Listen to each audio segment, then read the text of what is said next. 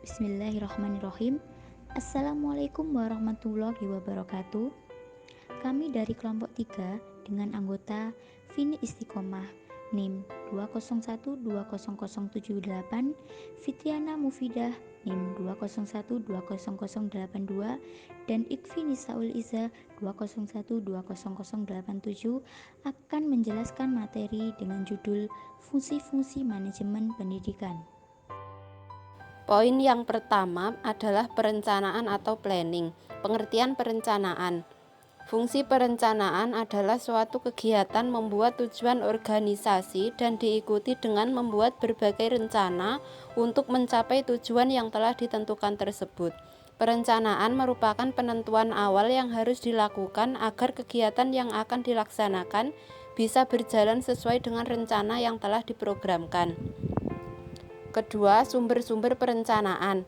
Perencanaan dibuat berdasarkan beberapa sumber, antara lain: 1. Kebijaksanaan pucuk pimpinan, kedua hasil pengawasan, ketiga kebutuhan masa depan, keempat penemuan-penemuan baru, kelima prakarsa dari dalam, ketujuh prakarsa dari luar. Kemudian pengorganisasian atau organizing. Pengertian organisasi. Organisasi merupakan join antara dua orang atau lebih untuk mencapai sasaran tujuan suatu organisasi.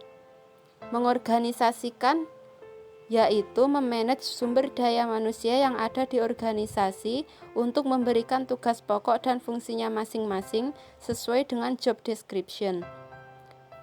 Unsur-unsur organisasi. Yang pertama, manusia, kedua sasaran, ketiga tempat kedudukan di mana manusia memainkan peran, wewenang dan tugasnya, keempat teknologi, dan yang terakhir lingkungan. Kemudian prinsip-prinsip pengorganisasian. Prinsip pengorganisasian ada 15. Yang pertama, kejelasan tujuan yang ingin dicapai. Kedua, pemahaman tujuan oleh anggota organisasi. Ketiga, penerimaan tujuan oleh para anggota organisasi. Keempat, adanya kesatuan arah. Kelima, kesatuan perintah. Keenam, fungsional. Ketujuh, delineasi berbagai tugas.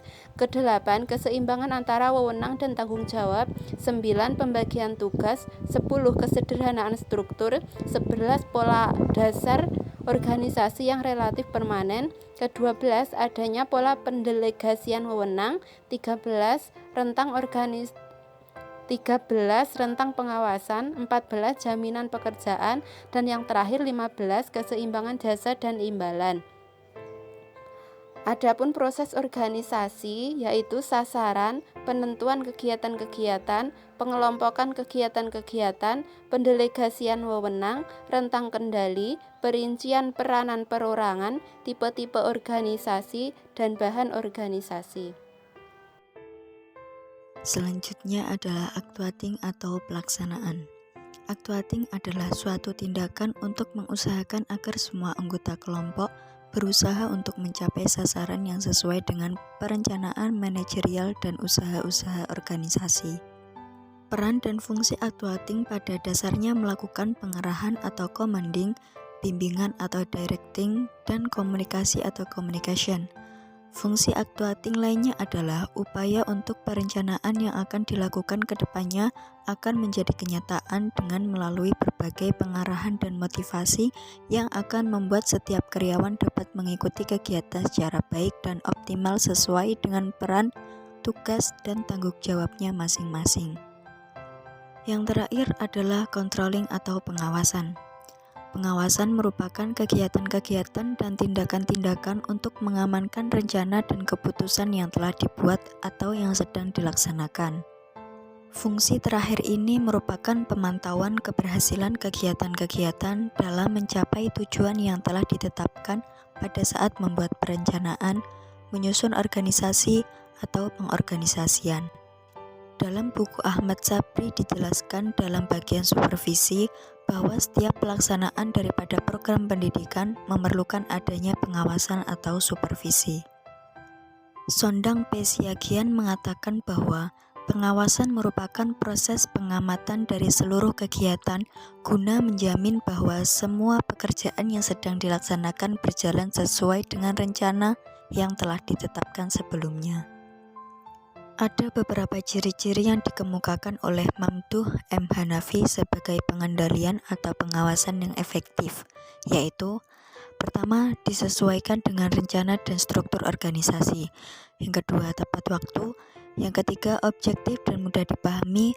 Yang keempat, mengarah pada perbaikan. Dan yang terakhir adalah memfokuskan pada titik strategik. Terima kasih. Demikian yang dapat kami jelaskan. Bila ada kurangnya mohon maaf. Akhirul kalam. Wassalamualaikum warahmatullahi wabarakatuh.